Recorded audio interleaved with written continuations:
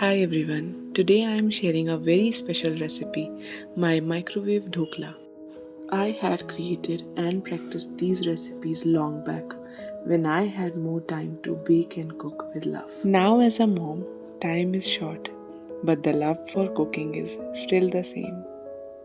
That's why I am going back to my trusted recipes, quick, easy and always reliable. This dhokla is soft, fluffy and ready in minutes.